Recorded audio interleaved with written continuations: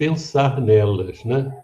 Envolvê-las pelo pensamento, não vão ser indicadas aqui nominalmente, mas cada um envolve com calma, com tranquilidade, esses companheiros que estão necessitados. Nós escolhemos para o nosso estudo de hoje um texto do capítulo 27 do Evangelho segundo o Espiritismo. Pedi e obtereis é o nome do capítulo. E é uma mensagem que está nas instruções dos Espíritos, no item 22, maneira de orar. É importante isso, porque é uma orientação de um Espírito sobre a maneira de orar. Eu vou ler primeiro o texto todo, como sempre, e vou fazendo os comentários, depois eu volto e faço os comentários por parágrafo. Maneira de orar. O dever primordial de toda criatura humana, o primeiro ato que deve assinalar a sua volta à vida ativa de cada dia, é a prece. Quase todos vós orais, mas quão poucos são os que sabem orar. Que importam ao Senhor as frases que maquinalmente articulais umas às outras, fazendo disso um hábito, um dever que cumpris e que vos pesa como qualquer dever. A prece do cristão, do espírita, seja qual for o seu culto, deve ele dizê-la logo que o espírito haja retomado o jugo da carne. Deve elevar-se aos pés da majestade divina com humildade, com profundeza, num ímpeto de reconhecimento por todos os benefícios recebidos até aquele dia, pela noite transcorrida e durante a qual lhe foi permitido, ainda que sem consciência disso, ir ter com os seus amigos, com os seus guias, para aurir, no contato com eles, mais força e perseverança. Deve ela subir humilde aos pés do Senhor, para lhe recomendar a vossa fraqueza, para lhe suplicar amparo, indulgência e misericórdia. Deve ser profunda, porquanto é a vossa alma que tem de elevar-se para o Criador, de transfigurar-se, como Jesus no Tabor, a fim de lá chegar nívea e radiosa de esperança e de amor. A vossa prece deve conter o pedido das graças de que necessitais, mas de que necessitais em realidade. Inútil, portanto, pedir ao Senhor que vos abrevie as provas, que vos dê alegrias e riquezas. Rogai-lhe que vos conceda os bens mais preciosos da paciência, da resignação e da fé. Não digais, como o fazem muitos, não vale a pena orar, porquanto Deus não me atende. Que é o que, na maioria dos casos, pedis a Deus. Já vos tendes lembrado de pedir-lhe a vossa melhoria moral? Oh, não! Bem poucas vezes o tendes dito, tendes feito. O que preferentemente vos lembrais de pedir é o bom êxito para os vossos empreendimentos terrenos. E haveis com frequência exclamado: Deus não se ocupa conosco. Se ocupasse, não se verificariam tantas injustiças. Insensatos, ingratos, se descesseis ao fundo da vossa consciência, quase sempre depararíeis em vós mesmos com o ponto de partida dos males de que vos queixais. Pedi, pois, antes de tudo, que vos possais melhorar, e vereis que torrente de graças e de consolações se derramará sobre vós. deveis orar incessantemente, sem que para isso se faça mister, vos recolhais ao vosso oratório, ou vos lanceis de joelhos nas praças públicas. A prece do dia é o cumprimento dos vossos deveres, sem exceção de nenhum, qualquer que seja a natureza deles. Não é ato de amor a Deus assistirdes os vossos irmãos numa necessidade, moral ou física? Não é ato de reconhecimento o elevardes a ele o vosso pensamento, quando uma felicidade vos advém, quando evitais um acidente, quando mesmo uma simples contrariedade apenas vos roça a alma, desde que vos não esqueçais de exclamar: sede bendito, meu Pai. Não é ato de contrição vos humilhardes diante do Supremo Juiz, quando sentis que falistes, ainda que somente por um pensamento fugaz, para lhe dizerdes: perdoai-me, meu Deus, pois pequei, por orgulho, por egoísmo ou por falta de caridade. Dai-me forças para não falir de novo e coragem para a reparação de minha falta. Isso independe das preces regulares da manhã e da noite e dos dias consagrados. Como vedes, a prece pode ser de todos os instantes, sem nenhuma interrupção acarretar aos vossos trabalhos. Dita assim, ela, ao contrário, os santifica.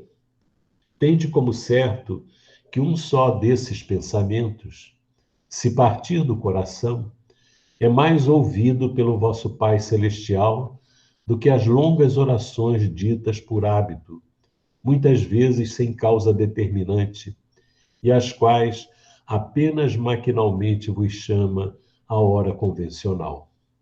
V. Monod, Bordeaux, 1862.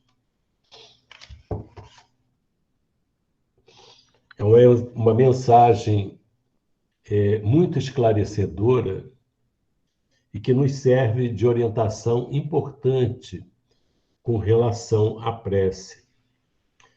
Vamos agora trabalhar parágrafo por parágrafo para ver o que nós podemos extrair desses ensinos para a nossa vida.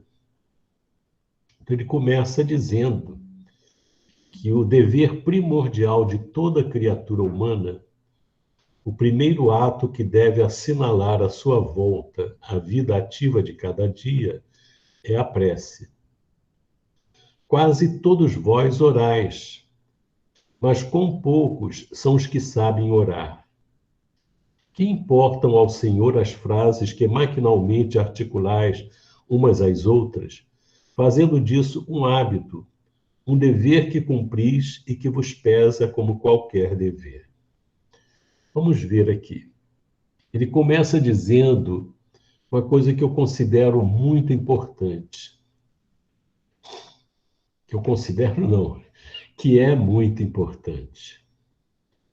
Ele diz que o dever, um dever primordial, né, de todos nós, de cada um de nós, deve ser quando nós despertamos do sono e vamos começar o nosso dia de trabalho em todos os sentidos, é a prece. Eu acho isso essencial, porque essa prece, ela nos vai, de alguma forma, preparar para o dia que vai surgir. É um momento que vai servir também de ajuda à reflexão sobre as nossas próprias deficiências e que serão testadas, provadas durante o dia. Se nós não fazemos essa preparação, nós teremos a tendência a repetir as mesmas atitudes que tivemos nos dias anteriores, em nossa vida. Então, é uma hora em que nos preparamos, nos, nos prevenimos contra as respostas que brotam dentro de nós em relação aos acontecimentos da vida. Pode ser um estímulo de mágoa, de tristeza, pode ser uma resposta no impulso, pode ser um julgamento, pode ser todas as coisas que nós normalmente, depois, se analisarmos corretamente, nós vamos nos arrepender de termos dito ou de não termos falado alguma coisa, de termos feito alguma coisa ou de não termos feito o que devíamos. Então, essa preparação do dia é fundamental, essa hora da prece, que não deve ser uma hora de uma prece mecânica, deve ser uma prece em que nós nos elevamos a Deus, né? E procuramos ver dentro de nós as fragilidades que temos para nos prevenirmos contra nós mesmos, muito mais do que nos prevenirmos contra as coisas que vêm de fora, nos prevenirmos com relação às nossas reações costumeiras, para que comecemos a domesticar, a equilibrar, a iluminar a nossa alma. E a gente sabe, cada um de nós sabe, como é difícil a gente vencer uma tendência que está dentro de nós há séculos, porque nós somos espíritos imortais. E essas atitudes que não são boas e que nos caracterizam, dão demonstrações de como nós somos para nós e para os outros, elas estão impregnadas. Então é preciso uma atenção muito grande, uma vigilância com relação a esse nosso mundo interior. E esse é que é o grande processo de iluminação. É por isso que Jesus falou: aquele que perseverar até o fim será salvo. Nós sempre dizemos, a doutrina espírita sempre nos esclarece, e se entendermos que salvos serão aqueles que vão para o chamado céu, né? A felicidade eterna, isso daí é o destino de toda criatura de Deus, quando a criatura trabalhar para merecer essa condição de felicidade eterna. Então, quando Jesus fala, aquele que perseverar até o fim será salvo, nós entendemos que esse salvo significa será iluminado.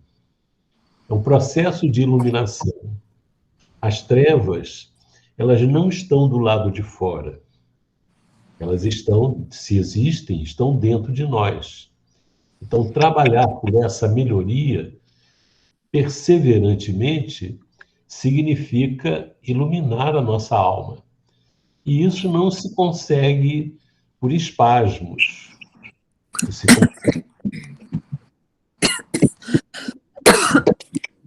Isso se consegue num processo perseverante, né? Porque as imperfeições também são perseverantes. Elas não saem de repente. É preciso todo um trabalho constante. E a prece, ao iniciar o dia, individualmente, silenciosamente, no nosso quarto secreto, numa conversa com Deus e conosco mesmos, né? Procurando nos abrir para Deus que já nos conhece. Mas quando nós procuramos nos abrir, é muito mais para nós mesmos, para nos conhecermos e verificarmos as nossas dificuldades. Então, ele orienta que nós devemos começar o dia com essa prece, ao acordarmos, não como um dever maquinal. Muitos de nós estamos vindo de religiões que nos mecanizaram a prece, quase como um mantra, em que a pessoa repete, repete, repete, repete. É quase hipnótico, mas em que o pensamento às vezes está longe. A palavra, a boca fala, mas o coração não participa.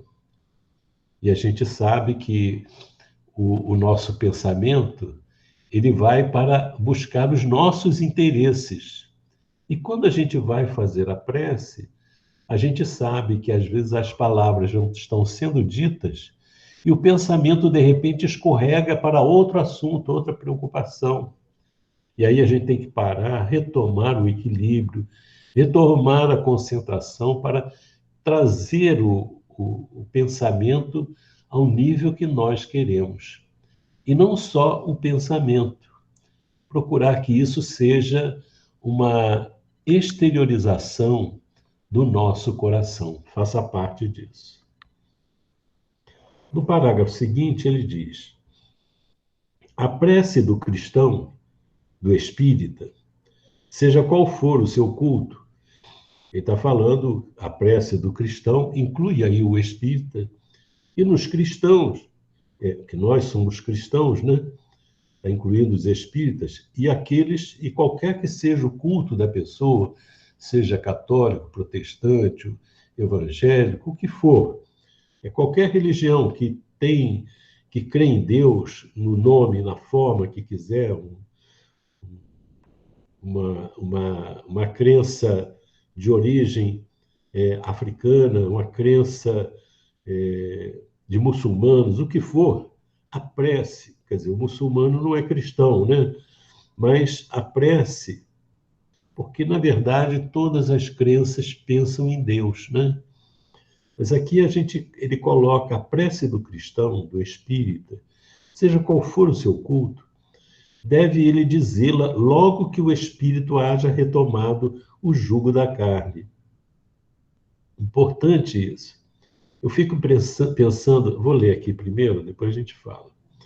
Deve elevar-se aos pés da majestade divina com humildade, com profundeza, num ímpeto de reconhecimento por todos os benefícios recebidos até aquele dia, pela noite transcorrida e durante a qual lhe foi permitido, ainda que sem consciência disso, ir ter com os seus amigos, com os seus guias, para aurir no contato com eles mais força e perseverança. Deve ela subir humilde aos pés do Senhor para lhe recomendar a vossa fraqueza, para lhe suplicar amparo, indulgência e misericórdia. Deve ser profunda, porquanto é a vossa alma que tem de elevar-se para o Criador, de transfigurar-se como Jesus no Tabor, a fim de lá chegar nívea e radiosa de esperança e de amor. Então ele diz aqui para nós que assim que nós despertarmos do sono, acordarmos para o dia, nós devemos fazer essa prece. E ele diz aqui que deve ser uma prece com humildade, com profundeza. Não é uma coisa superficial, é profunda. É alguma coisa que atinja a alma, a nossa alma, num ímpeto de reconhecimento por todos os benefícios recebidos. Normalmente, quando nós estamos sofrendo alguma coisa, os nossos pensamentos se concentram na razão dos nossos sofrimentos, das nossas dores, das nossas frustrações, dos males que os outros fazem conosco. E não reconhecemos os benefícios que nós recebemos durante a vida. Geralmente, nós sabemos, os espíritos nos dizem, que nos momentos em que nós estamos passando pelas dores mais difíceis, pelas provas que nos exigem mais, o amparo superior, o amparo dos espíritos, é muito maior, porque tem sido muito maior o nosso sofrimento. Então, nós temos que agradecer pelos benefícios que nós temos recebido. Eu me lembro do livro Nosso Lar, quando André Luiz desencarna e fica numa condição muito precária, ele fala que ali ele lembrava, sentindo fome, né? Lembrava do pãozinho da manhã, do pão francês, né? Com manteiga. Olha só, é uma coisa que a gente nem valoriza. A gente come e não dá a mínima. Então, nessas horas, a gente valorizar a água que a gente bebe. Eu me lembro, uma vez, quando eu estava servindo, estava na aeronáutica, né? Fizemos um acampamento num lugar muito longe, todo mundo lá acampado, e o meu cantil estava com água e estava morna, quase fervendo, né? E aí disseram assim: olha, está chegando um caminhão aí cheio de água fresca. Eu, irrefletidamente, peguei o cantil, joguei a água toda fora. E se fosse nos dias de hoje, nós diríamos que era uma fake news, né? Eu acreditei naquilo, joguei fora a água e fiquei sem água. Mas não fiquei sem sede. A sede apertou. De um tal jeito, foi impressionante, foi uma experiência assim, inesquecível. Até estou lembrando hoje, tem 300 anos isso, né? Eu tinha o quê? Uns 16 anos lá em Barbacena. Aí eu saí procurando água pelo mato. Achei um riachinho, aquela aguinha assim, um pouquinho de água, cheia de gerino, aquele bichinho pretinho, né? Eu abaixei, sai para lá, gerino, sai para lá, sai para lá, e eu bebi aquela água. E eu garanto o seguinte: se não tivesse aquela água, eu ia beber até lama, se tivesse. Mas no dia a dia a gente não dá a mínima importância para isso que a gente tem. São benefícios, são coisas importantes. A amizade, as pessoas que nos amam, às vezes a gente só fica com olhos para as pessoas que cometem ingratidões conosco, né? Com pessoas que nos ferem, que nos caluniam, sei lá, que nos prejudicam. O nosso pensamento fica só para isso. A gente tem que, nessa hora, junto com esse quadro, agradecer o amparo de Deus que nunca nos falta, nunca. Então ele diz aqui, para a gente elevar a Deus, uma forma simbólica aqui que ele coloca, né? Levar-se aos pés da majestade divina. Então, levar a Deus com profundeza, num ímpeto de reconhecimento. Às vezes nós reclamamos que os outros são ingratos conosco, e às vezes nós somos ingratos com Deus, porque não reconhecemos os benefícios que ele nos fornece, recebidos até aquele dia. Outra coisa, pela noite transcorrida. A gente não pode imaginar, nós que somos espíritas, nós sabemos, que nós ficamos, que a noite, para nós, seria um momento em que a gente deixa de existir. Não é verdade. Durante a noite, nós nos desdobramos, ou seja, saímos do nosso corpo e vamos em busca de alguma coisa que nos interessa, com que nos afinamos. E muitas vezes nessas oportunidades, nós nos encontramos com os nossos amigos, amigos de verdade. Não são aqueles amigos que nos levam a cometer coisas erradas, mas os amigos de verdade, que querem nos levantar espiritualmente. Os nossos guias espirituais, os benfeitores espirituais que nos ajudam para aurir, para receber deles, absorver deles mais força e perseverança, porque eles nos ajudam.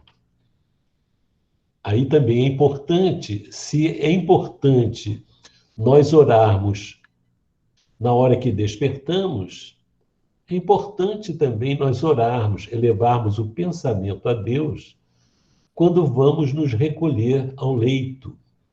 para dormir, para que já naquele momento estabeleçamos uma ligação com os benfeitores espirituais.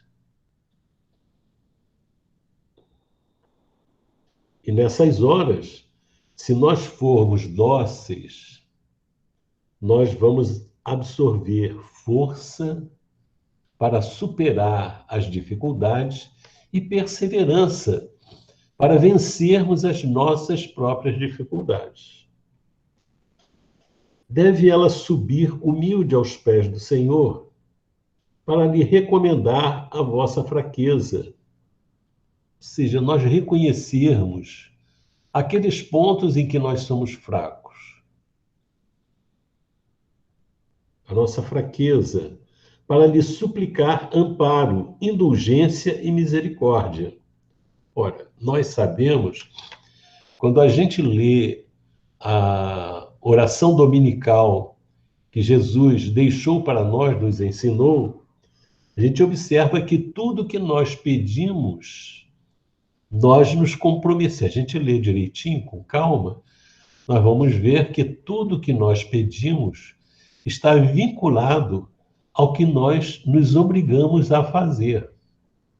Então, diz lá, só para citar uma: Pai, perdoai as nossas dívidas, como nós perdoamos aos nossos devedores. Então, nós mesmos condicionamos o perdão das nossas dívidas ao nível de perdão que nós fazemos com aqueles que nos devem. Então, se eu peço amparo, significa que eu devo procurar amparar, na medida das minhas possibilidades, as pessoas que estão à minha volta.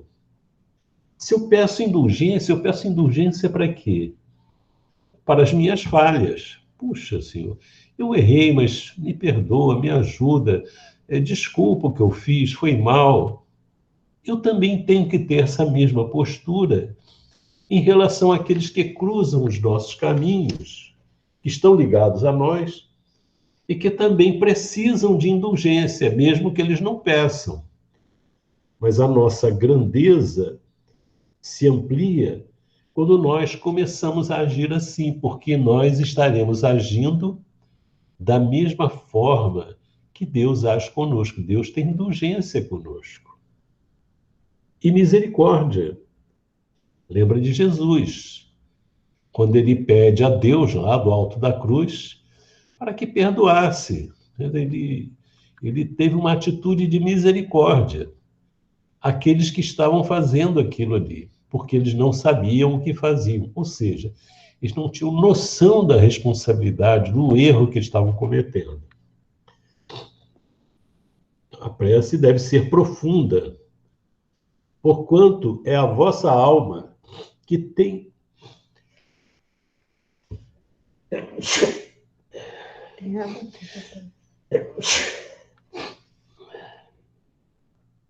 Ainda vou dar uns espirros ainda, hein? Não se preocupem. Porquanto é a vossa alma que tem de elevar-se para o Criador, de transfigurar-se, como Jesus no Tabor, a fim de lá chegar, nívea e radiosa de esperança e de amor. Olha que coisa boa, né? Muitas vezes, as nossas preces a Deus são no sentido de que Deus venha à Terra e resolva os problemas do mundo. Venha no sentido de que Deus desça até nós, né? Na verdade, Deus está presente em tudo, em nossas vidas, e não está distante, está presente. E ele espera muito daqueles que creem nele, que façam esse trabalho que nós queremos que ele faça, ajudar a Terra, ajudar as pessoas que estão conosco, né? Ele nos inspira, ele nos orienta. Quer dizer, todo esse trabalho que os Espíritos trazem significa a misericórdia de Deus trazendo para nós orientações para nós sermos verdadeiros servidores de Deus no caminho onde nós estamos. Lógico que nós vamos encontrar as pessoas com dificuldades iguais às nossas, com problemas, com as imperfeições iguais às nossas. Mas nós temos que fazer um esforço, pelo esclarecimento que adquirimos, de ter uma compreensão maior, porque aqueles que não sabem o que estão fazendo, mas nós sabemos. E aí vai uma diferença. Não basta só saber, a gente tem que agir coerentemente. Sermos aquele canal que Deus pode utilizar para a realização do bem no nível do nosso poder de influência, junto aos nossos familiares, aos nossos vizinhos, aos nossos companheiros de trabalho, à nossa sociedade, tudo isso, né? Então, a nossa prece não pode ser um balbuciar. Às vezes a gente vê na internet, né, a pessoa dizendo, colocando, até em jornal, a prece que resolve os problemas todos. Aí não é aquela coisa, dá até o nome de quem disse, né? Nem sempre é verdade, quase sempre não é verdade. Como se aquelas palavras fossem mágicas, como se a prece fosse só dizer aquilo ali. Não, a gente está compreendendo aqui, nós temos que crescer espiritualmente, entender as coisas, não estão nesse nível tão rasteiro na nossa ligação com Deus. É preciso que a nossa prece seja profunda, né? Seja uma expressão da nossa alma. Os sentimentos que nós temos, por exemplo, o sentimento de amor, é uma expressão da nossa alma. Mas o sentimento de ódio também é uma expressão da nossa alma, está lá dentro de nós. A mágoa, tudo isso são exteriorizações que estão lá na nossa alma profunda. Mas lá não tem só isso, tem coisas importantes, tem o amor, que às vezes nós evidenciamos, e nós temos que buscar esses valores que estão na nossa alma, principalmente alimentá-los com a prece nessa hora, para que ele venha da alma. A gratidão a Deus surja importante. Ou seja, nós não podemos pedir que Deus venha até nós, ele já está junto de nós. A gente costuma dizer, né? A gente costuma não, os espíritos dizem, e nós aprendemos isso ao longo muito antes dos espíritos darem essas informações, que Deus sabe tudo o que nós fazemos. Ele nos conhece profundamente, mas geralmente nós damos essa ideia para as coisas erradas que nós fazemos. Não. Deus conhece também as nossas coisas, os nossos momentos de elevação. Então, o que é preciso? Deus não precisa vir até nós mais, ele já está conosco. Nós é que precisamos ir a Deus, ou seja, nós precisamos colocar a nossa alma num nível mais elevado, buscar Deus, buscar o bem, buscar a renovação da nossa vida. E é nisso que ela se torna radiosa, né? Brilhante. A luz que a alma exterioriza mostra a sua elevação. Então é importante isso. Radiosa de esperança e de amor. A vossa prece deve conter o pedido das graças de que necessitais, mas de que necessitais em realidade. Olha só que interessante. Quando a gente vai pedir, a gente tem que saber o que a gente quer. O que a gente quer? A gente quer pedir a Deus o que vai ficar aqui na Terra, o que não nos pertence? Ou nós devemos pedir aquilo que a gente necessita? O que a gente necessita? Quem é que necessita? Quem necessita mais é o espírito imortal. Eu não vou pedir uma coisa que eu vou ter que deixar aqui. Eu vou pedir alguma coisa que fique comigo, que me acompanhe onde eu estiver. Então ele diz, ele continua aqui. Inútil, portanto, pedir a Deus que vos abrevie as provas, que vos dê alegrias e riquezas. Ora, nós aprendemos com o Espiritismo que nós estamos na Terra para desenvolver qualidades positivas. Paciência, tolerância, indulgência, misericórdia, perdão. É para isso. E muitas vezes, as situações que podem nos favorecer a conquistar esses valores são experiências difíceis, desagradáveis.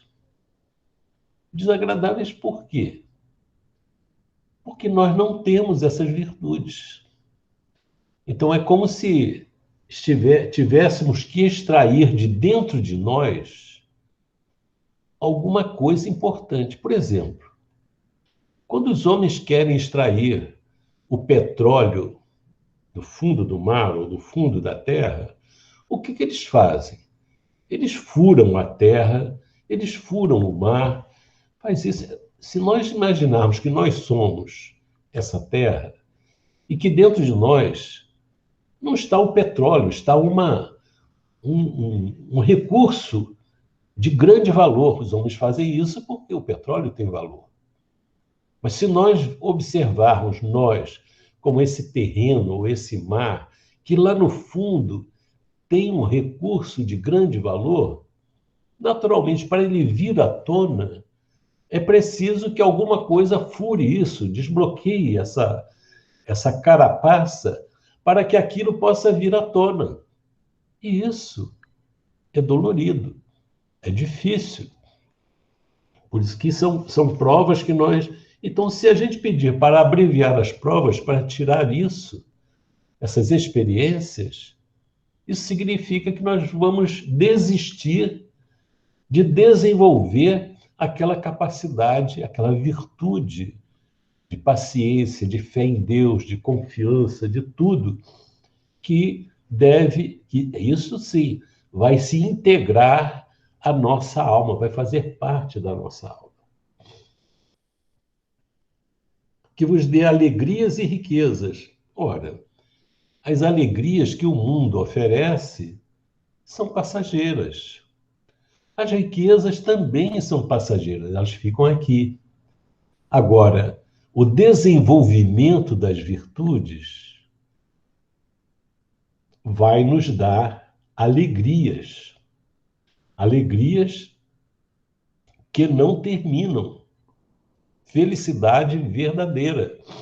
Não é uma felicidade ilusória.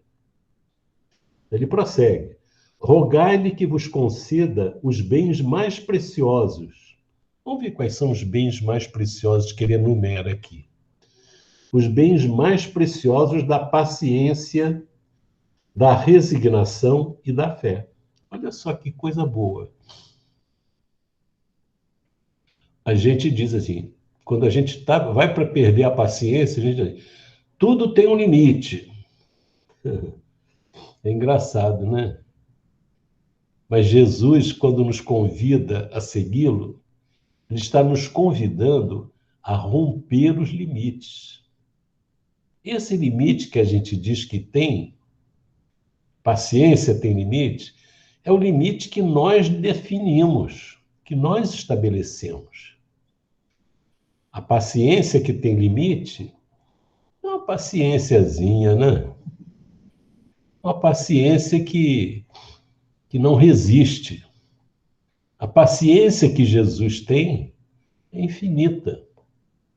Ou seja, quem tem paciência tem muita coisa. A gente costuma brincar, né? Se os ladrões soubessem o que tem valor de verdade, quando colocasse o revólver na nossa frente e pedisse o dinheiro ou o carro, eles pediriam, me passa a sua paciência aí, né? Seria muito mais vantagem, né? Mas você não conquista a paciência com o revólver na mão, né? Nem querendo tirar a paciência do outro. Passa para mim. Não, não existe. Você que tem que desenvolver. Então, a paciência é um bem precioso. Quando a gente perde a gente perde a paciência. Ou seja, quando a gente verifica que a gente não tem paciência, nós estamos sujeitos às mais diversas situações difíceis, complicadas, em que nós perdemos grandes oportunidades. Outro bem precioso, tem a paciência, a resignação.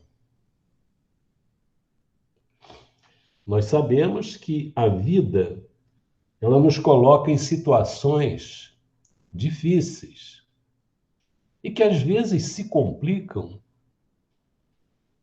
às vezes não, mas muitas vezes elas se complicam porque nós não vigiamos, nós descuidamos de alguns pontos.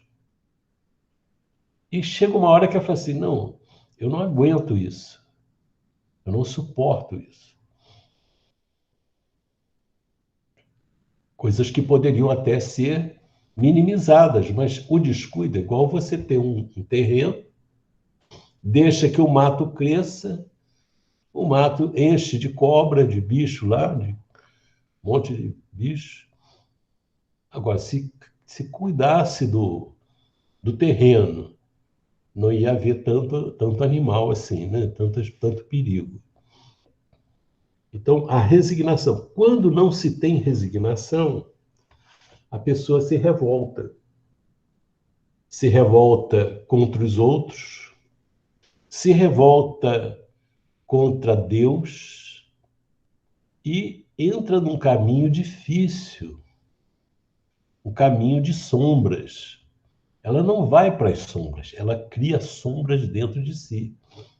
Porque todos os sofrimentos que surgem na nossa vida como provas são sofrimentos que têm por fim desenvolver em nós valores espirituais elevados. É isso.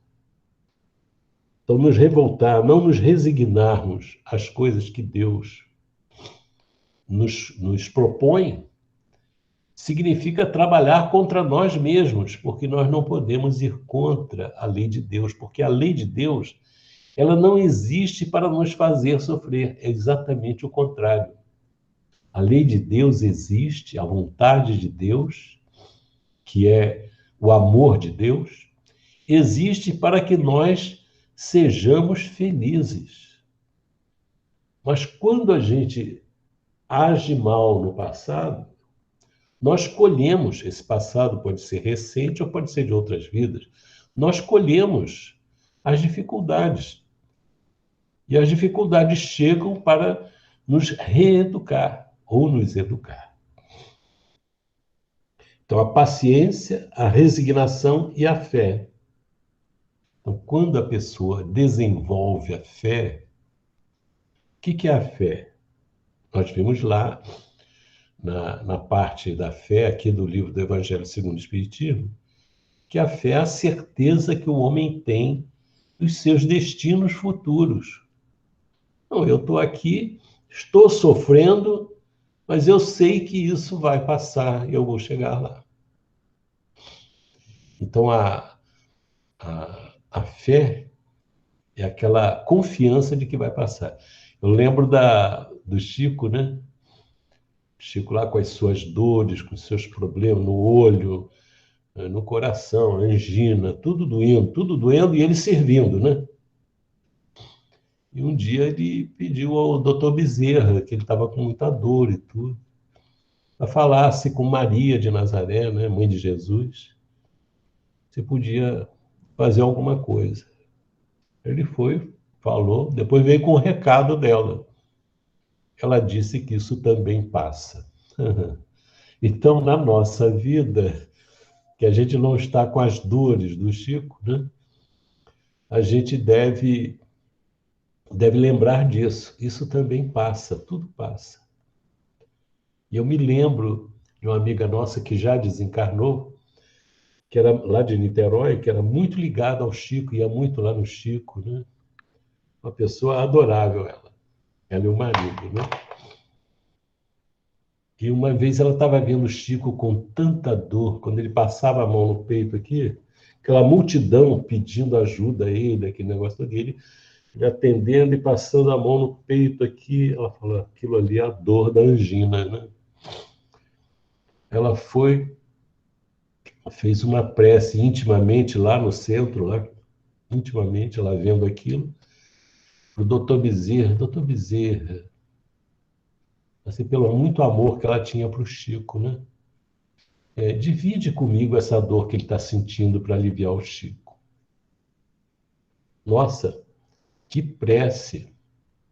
Ela começou a sentir na hora a dor, a parte, não era a dor toda, era a parte da dor que o Chico estava sentindo. Ela rapidinho foi lá para o banheiro, fez uma prece e cancelou o pedido. Pelo amor de Deus, eu não aguento essa dor. Então, então a gente vê assim, já chega o que Deus nos encaminha, né? Então a fé ela é muito importante para que a gente possa confiar em Deus. Confiar em Deus. Acreditar em Deus é uma coisa. Ter fé em Deus significa o quê? Eu sei que Deus me ama. Aconteça o que acontecer, Deus me ama. E Ele está cuidando de mim. Agora, eu preciso cuidar de mim. Não digais como fazem muitos. Não vale a pena orar, porquanto Deus não me atende. Que é o que na maioria dos casos pedis a Deus. Ele reflete com a gente. É importante refletir. Deus não me atende. Que é o que na maioria dos casos pedis a Deus. Está perguntando, Deus não te atende, mas o que você está pedindo? Já vos tendes lembrado de pedir-lhe a vossa melhoria moral? E a gente vê lá no Livro dos Espíritos uma pergunta em que Kardec questiona os espíritos. Qual é o significado de moral? Qual é a definição de moral? E os espíritos dizem: moral é a regra de bem proceder, de distinguir o bem do mal. E vai mais ainda, e depois ele diz que o bem é tudo que é de acordo com a lei de Deus, a lei de amor, as outras leis todas, né? E o homem só é infeliz quando dela se afasta. Ou seja, nós só somos infelizes de verdade quando nos afastamos da lei de Deus. Não é quando estamos sofrendo. Às vezes nós não estamos sofrendo nada, estamos felizes, entre aspas, como diz o mundo, mas não estamos felizes de verdade. Nós estamos satisfeitos, né? Momentaneamente. A felicidade é outra coisa. Não é essa alegria vazia de fazer o que quer.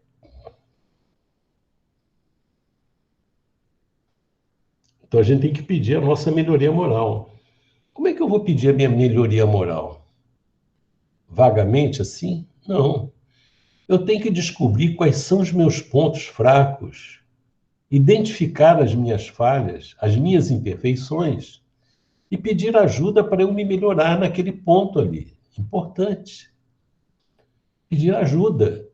E os espíritos ajudam, Deus nos ajuda, com certeza. Mas não ajuda, se eu peço e ele resolve, não, ele vai me amparar. Eu vou buscar, eu vou prosseguir até conseguir vencer a minha tendência inferior.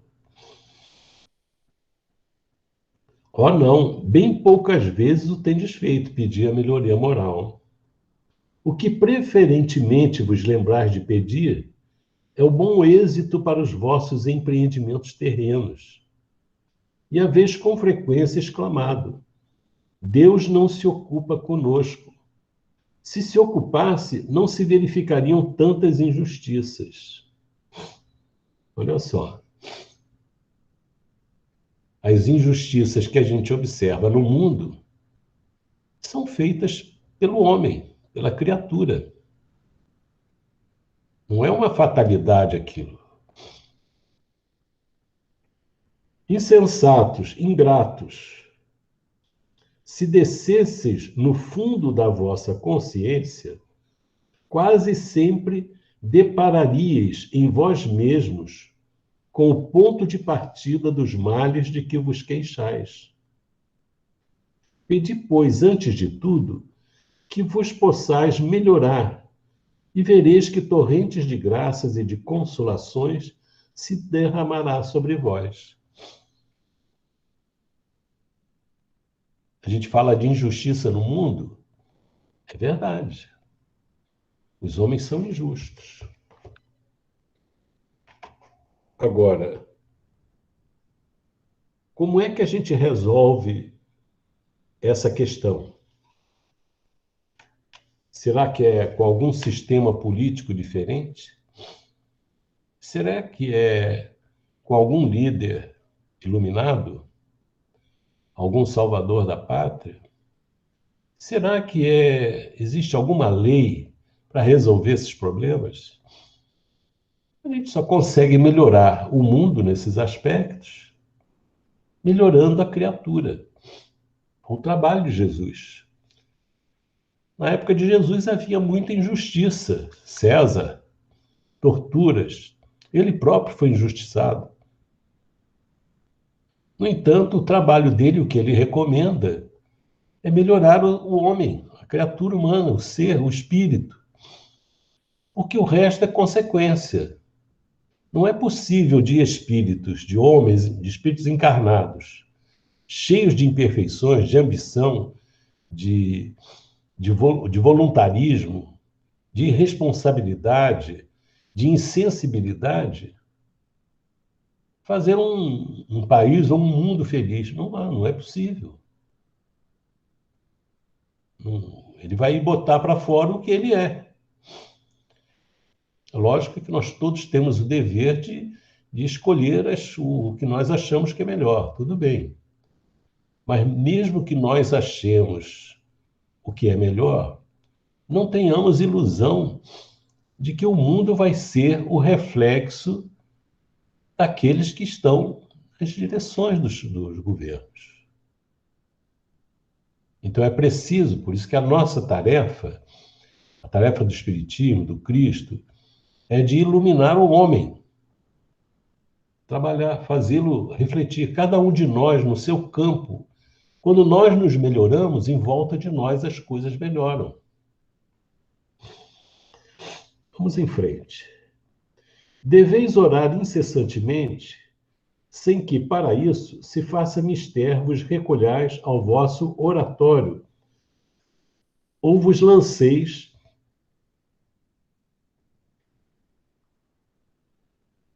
não está aqui, ó. Antes aqui tinha um pedacinho. Pedi, pois, antes de tudo, que vos possais melhorar, e vereis que torrente de graças e de consolações se derramará sobre vós. Se nós melhorarmos intimamente, em torno de nós as coisas melhoram. Quando a gente diz que melhoram, não quer dizer que resolve tudo, mas o clima espiritual melhora, né? O clima espiritual melhora. Deveis orar incessantemente, sem que para isso se faça mister vos recolhais ao vosso oratório, ou vos lanceis de joelhos nas praças públicas. A prece do dia é o cumprimento dos vossos deveres, sem exceção de nenhum, qualquer que seja a natureza deles. Então, cumprir o dever é uma prece. Mas quais são os nossos deveres? Nós temos deveres com César e temos deveres com Deus. Então, nós temos que cumprir os nossos deveres com César, com o mundo, e temos que cumprir os nossos deveres com Deus. Não é ou um ou outro. Nós temos que atender aos deveres que nos cabem, todos eles. Não é ato de amor a Deus assistirdes os vossos irmãos numa necessidade moral ou física? Veja, isso aí é um dever que nós temos relacionado com Deus. Que o César não está nem aí para se a gente vai ajudar o outro ou não quer nem saber, né? Ele quer saber se nós pagamos impostos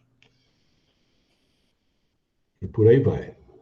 Não é ato de amor a Deus assistirdes os vossos irmãos numa necessidade moral ou física? É nosso dever. Quando nós estamos fazendo isso, isso representa uma oração. Não é ato de reconhecimento o elevardes a ele o vosso pensamento quando uma felicidade vos advém, quando evitais um acidente, quando mesmo uma simples contrariedade apenas vos roça a alma, desde que vos não esqueçais de exclamar: sede bendito, meu Pai. Né? Às vezes a pessoa diz assim, escapa de uma coisa e fala: nossa, que sorte que eu tive. Sorte nada. Agradece a Deus por isso. Por isso, a gente tem uma felicidade, agradece a Deus, com alegria, saudável. Né? Não é ato de contrição vos humilhardes diante do Supremo Juiz, a Deus, quando sentis que falistes, ainda que somente por um pensamento fugaz, para lhe dizeres: perdoai-me, meu Deus, pois pequei, por orgulho, por egoísmo ou por falta de caridade. Dai-me forças para não falir de novo e coragem para a reparação da minha falta. Olha só, isso aqui não tem nada a ver com os deveres que nós temos com César. Olha quem diz aqui, ó. Quando a gente caiu, faliu, errou, né? Nós nos humilharmos, ou seja, reconhecermos que erramos. Esse é o primeiro passo para a gente crescer, é reconhecer o erro.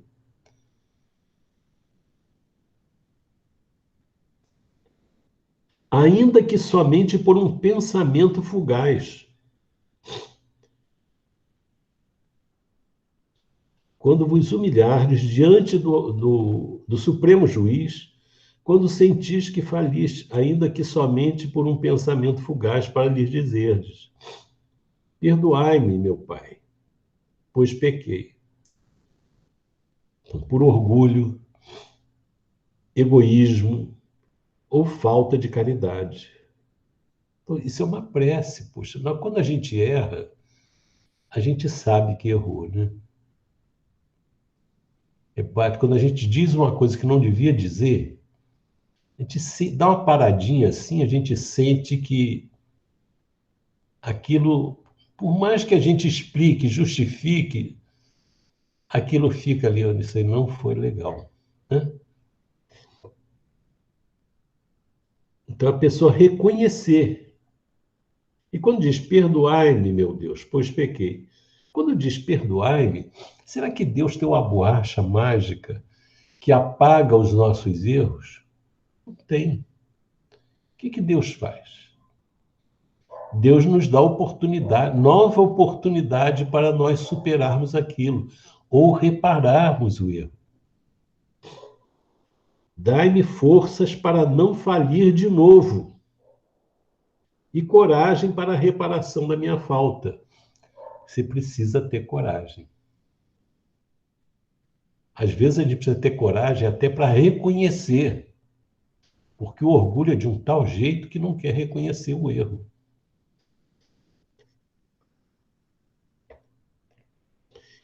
Isso independe das preces regulares da manhã e da noite, dos dias consagrados, ou seja, daqueles dias em que nós vamos ao templo, qualquer que seja ele, a casa espírita, do templo católico, do templo evangélico, protestante, por aí vai. Isso é uma prece permanente. Você errou, fala: meu Deus, perdoe-me, me ajuda a não fazer isso de novo. Né? E quando fazemos alguma coisa, temos uma experiência boa, agradecer a Deus por aquele momento. Então, de repente, a pessoa faz um dia, hoje a gente não está podendo, vai lá fazer uma visita aos ancenianos em Curupaiti, aquele dia é uma bênção, é uma alegria, uma felicidade. Ver aqueles companheiros, né, em condições tão difíceis e ver como eles encaram aquilo. Quando a gente sai de lá, a gente sai renovado, feliz. Então é uma hora de agradecer, a gente fica, obrigado, meu Deus, por essas. Quer dizer, a gente pensa que vai lá para ajudar, realmente a gente ajuda. Não vamos dizer que não ajuda, que não anima, mas nós recebemos também, eles nos dão muito mais. Eu lembro de uma vez nós estávamos visitando lá, aí tem um rapaz lá que é anceniano, né? Esqueço o nome dele. É botafoguense. A Sônia lembra o nome dele, né, Sônia? É botafoguense. Lembro, mas não é bom falar não, né? Porque tá gravando, né? Tá bom, tudo bem. Mas é um botafoguense, é cego, e uma companheira nossa, que eu também não vou falar o nome, né? Estava indo pela primeira vez, começou a falar para ele não ficar triste, para ele não ficar desanimado, e fez uma preleção para ele. Ele, na mesma hora, virou e falou assim: Ué, quem disse que eu estou triste? Quem disse que eu estou desanimado? É interessante, né? Você imagina que a pessoa está lá triste, está desanimada, mas ela não está. Ela está muito bem naquela provação em que ela se encontra, naquela expiação, sei lá o que for, né? Muito importante. Então a gente tem que agradecer por esses momentos. Eu lembro do meu companheiro de trabalho espírita, o Mário Barbosa, né? Falei assim, Wanderlei, é interessante. Ele fazia umas palestras belíssimas, assim, de reflexão, né? Pegava um texto do Evangelho, trabalhava muito aquele texto do Evangelho, falava uma coisa deliciosa. E ele falava assim, puxa, a gente sente uma alegria muito grande quando está fazendo o estudo, assim, que a pessoa está bem intuída, né? Mas quando termina a palestra, eu incorporo eu mesmo, né? Aí ele via a diferença, mas ele agradecia por aquele momento da palestra, do estudo que ele fazia, muito bom. Vocês devem perceber que é um companheiro inesquecível, né? Que eu tive, que eu tenho, né? Como vedes, a prece pode ser de todos os instantes, sem nenhuma interrupção acarretar aos vossos trabalhos. Dita assim, ela, ao contrário, os santifica. Ou seja, o trabalho que a gente está fazendo, que é um trabalho mais voltado para César, para o mundo, ele fica santificado com essa atitude superior de agradecimento pela oportunidade de servir, né?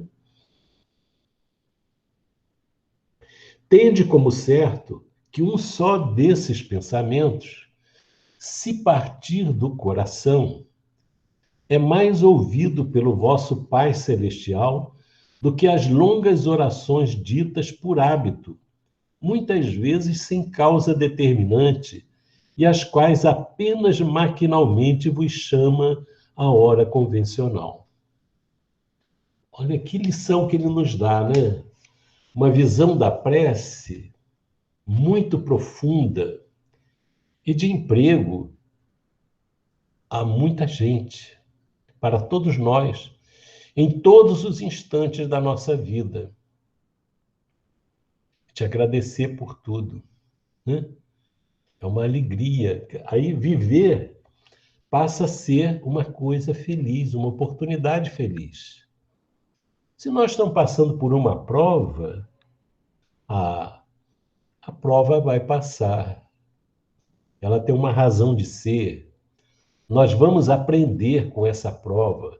Nós vamos crescer espiritualmente com essa prova. Porque eu sei que eu estou amparado. Vai depender só de mim. Eu não estou esquecido. Não estou abandonado. Então, na hora da prece, de manhã, que a gente vai começar o dia, a gente lembrar daquelas pessoas que nos fizeram sofrer e envolvi-las na prece, orar por elas, porque elas não estão bem, elas não estão felizes, porque quem faz o mal não está feliz. Vamos orar por elas. Mas vamos lembrar também daquelas pessoas a quem nós ferimos, a quem nós prejudicamos. E isso, às vezes, quando nós começamos a despertar espiritualmente, nos faz sofrer muito mais do que os sofrimentos que os outros nos impuseram. A lembrança de que nós não agimos bem, né? Então, nessa hora, vamos envolvê-las. E quando a gente faz isso, pedindo por elas, ao invés de lembrar as horas infelizes, a gente lembrar delas e até das que nos fizeram sofrer, para que a nossa lembrança não se fixe nos erros que elas cometeram ou nos erros que nós cometemos, mas se fixe no auxílio para aqueles que nos feriram e para aqueles a quem nós ferimos, para que durante o dia nós estejamos começando a limpar a nossa alma dessa sombra desnecessária que tanto nos prejudica. Então, a prece é uma porta que se abre, está sempre aberta para o nosso encontro com Deus, para o nosso encontro com o que há de melhor dentro de nós mesmos. Muita paz, meus amigos.